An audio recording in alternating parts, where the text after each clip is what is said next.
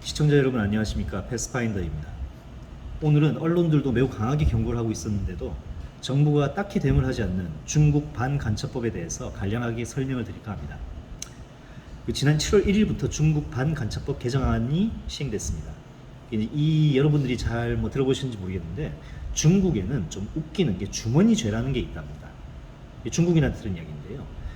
우리나라를 비롯해서 이제 자유민주주의 국가는 범죄를 명확히 증명을 해야지 기소가 되고 이제 판결을 내리죠. 그런데 중국은 공안위 보기에 여부는 분명 이런 사실을 알 텐데도 아직 딱히 구체적인 대응 방안을 국민들에게 공지하지 않는 것 같습니다.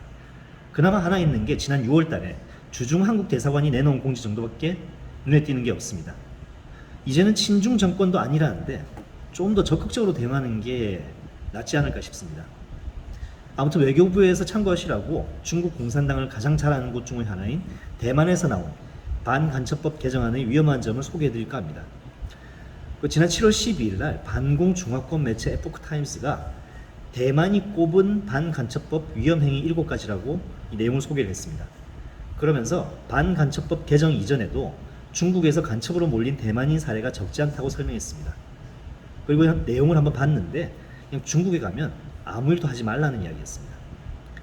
대만에서 중국 본토와의 교류를 담당하는 대만 대륙위원회는 일단 하지 말라는 일로 학술 교류, 학술 정보 수집, 중국 기업의 임직원이나 공산당 간부와의 친밀한 교류, 항만이라든가 군사훈련 사진을 촬영하는 것, 그 다음에 민주주의나 자유에 대해서 이야기하는 것, 중국 주재 외국기관과 친밀하게 교류하는 것, 그 다음에 중국 사회나 정세 이런 것들이 요즘 어떻게 돌아가는지 물어보는 것, 그리고 국경지대에서 빈번하게 왕래하는 겁니다.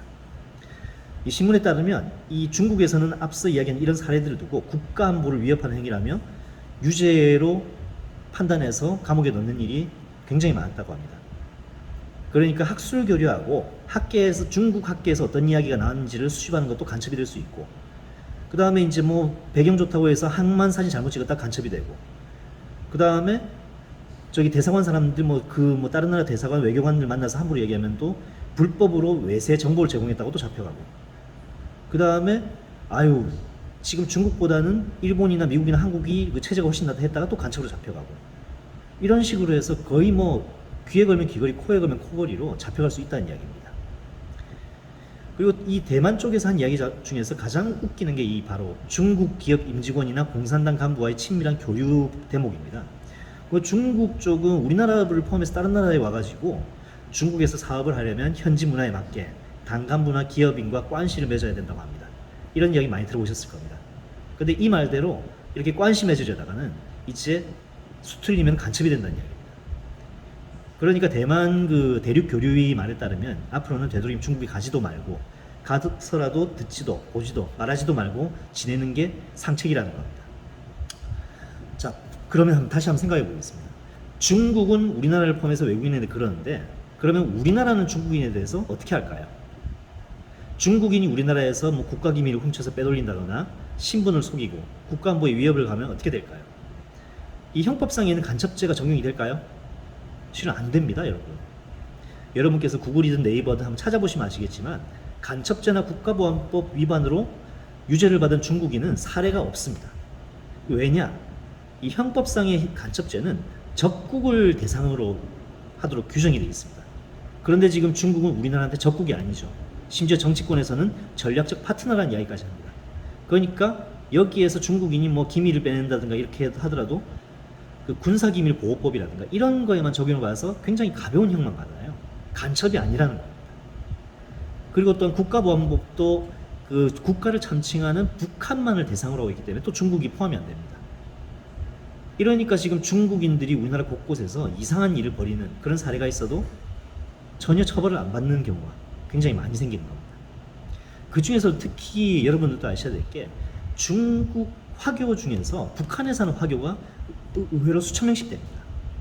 근데 이들 중에서 일부가 탈북민으로 위장해서 태국이나 몽골 같은 제3국을 거쳐 국내에 들어와서 탈북민 행세를 하면서 정부 지원금 받고 정착 지원금 받고 이런 사례가 적지 않다는 게 탈북민 사회의 이야기입니다.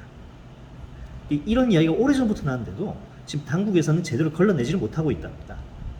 그리고 더 웃긴 게 2019년 7월 아무튼 뭐 그때가 어떤 정부인지 아시겠지만 그때 중국 여권을 발급받았다고 해서 위장 탈북자라고 볼 수 없다는 법원 판결까지 있었습니다. 그러니까 지금 윤석열 정부에서 말하는 게 늘 뭐 상호주의 이야기를 합니다. 특히 뭐 중국이라든가 이런 데 대해서. 그런데 이런 상호주의가 전혀 적용이 안 된다는 겁니다. 지금 그리고 이 윤석열 정부가 왜 그런지 짐작은 갑니다. 그런데도 일단 중국에 대해서 이 상호주의를 좀 더 강력하게 이야기를 하지 않는다는 게 실은 우파 진영에서 불만이 나오는 겁니다. 그 시청자 여러분께서는 어떻게 느끼실지 모르겠습니다. 하지만 현재 우리는 우리 땅에서 이 서쪽에 있는 공산주의 세력하고 사실상 전쟁 중입니다. 우리 사회 곳곳에 저 공산당을 추종한 세력들이 있죠. 여러분들께서 이들한테 안 당하시려면 정신을 바짝 차리셔야 될 겁니다. 다음에 뵙겠습니다. 안녕히 계십시오.